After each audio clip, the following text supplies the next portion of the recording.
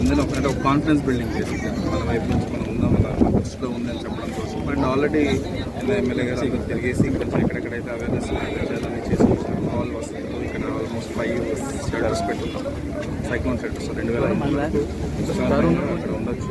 పక్కా buildings ఉన్న చోట ఇబ్బంది ఉండదు, కానీ కొంచెం ఈ రేకుల షెడ్లు తర్వాత దయచేసి షెడ్లకి ఇవాళ 3 గంటల నుంచి వెళ్ళిపోవాలి. భోజనం చేసుకుని 3 గంటలకు వెళ్ళిపోతాయి. 3 గంటల నుంచి నైట్ 12:30, 1 వరకు మనకి గట్టిగా వాన ప్లస్ గాలి వచ్చే అవకాశం ఉంది. అండ్ ఈ ఏరియాలో ఒకటే ప్రాబ్లం ఏంటంటే పిల్లగారు ఇక్కడ ఇమీడియట్గా అనుకునే ఉంది కాబట్టి ఏసీ వెళ్ళకుండా పెద్దలందరూ కొంచెం కేర్ తీసుకోవాలి.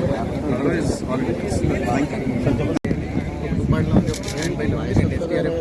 అట్లానే గ్రే హౌన్స్ నుంచి కూడా కొంతమందిని పంపించడం జరిగింది. వాటితో పాటుగా స్టాండ్ బైలో ఒక 15 పీపుల్ ఫోర్స్ హెడ్ క్వార్టర్లో పెట్టుకొని ఉన్నాం. ఎక్కడికి రషప్ చేయడానికి డిస్ట్రిక్ట్ అడ్మినిస్ట్రేషన్తో కోఆర్డినేట్ చేసుకొని పవర్స్ వాళ్ళు ట్రాక్టర్లు కూడా అవైలబుల్ పెట్టుకున్నాం ఎక్కడైనా అవసరం అయితే ఎవాక్యుయేట్ చేయడానికి.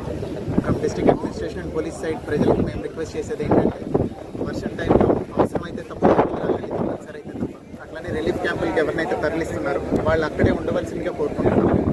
ఈ సైక్లోన్ అలర్ట్ సబ్సైడ్ అయ్యేదాకా వాళ్ళు రిలీఫ్ క్యాంపుల్లోనే ఉంటే సురక్షితంగా ఉంటారు. వాళ్ళకి అక్కడే అన్ని వసతులు ప్రొటెక్షన్ కల్పిస్తుంది. నుండి కలెక్టర్ గారు ఎస్పీ గారు సూచించినట్టు అందరూ కూడా తుఫాన్ షెల్టర్లోకి వచ్చి అక్కడ ఉంటే ఈ 2 రోజులు వాళ్ళు సురక్షితంగా ఉంటారని తెలియజేయడం జరిగింది. దానికోసం ప్రత్యేకంగా కలెక్టర్ గారు ఎస్పీ గారు ఎమ్మెల్యే గారు మేము అందరం కూడా తిరిగి ప్రజలకు చెప్పడం జరుగుతుంది. ఇక మేము ఇళ్లలో కదలమన్న వాళ్ళందరినీ కూడా తీసుకొచ్చి తుఫాన్ షెల్టర్లో ఉండండి, అక్కడ భోజన వసతులు మెడికల్ వసతులు కల్పించడం జరుగుతుంది. అందరూ కూడా జాగ్రత్తగా ఉండాలి. వచ్చే 2 రోజుల్లో గాలులు ఎక్కువ ఉంటాయి కాబట్టి అందరూ కూడా తుఫాన్ షెల్టర్లో ఉండాలి. ఫైనల్గా ప్రజలకు సూచన చేస్తున్నారు. అందరూ కూడా ఇళ్లలోంచి బయటకు రావద్దు. ఈ ట్యాచ్ హౌస్లో ఉన్న వాళ్ళందరూ కూడా మాత్రం తుఫాన్ షెల్టర్లోకి వెళ్ళాలి. ఎవరు కూడా అనవసరంగా రోడ్ల మీద రావద్దు. సోషల్ మీడియా వదంతుల్ని అది కూడా నమ్మద్దు. చూడొచ్చు, ఎటు చూసినా సరే ప్రజలంతా అప్రమత్తం.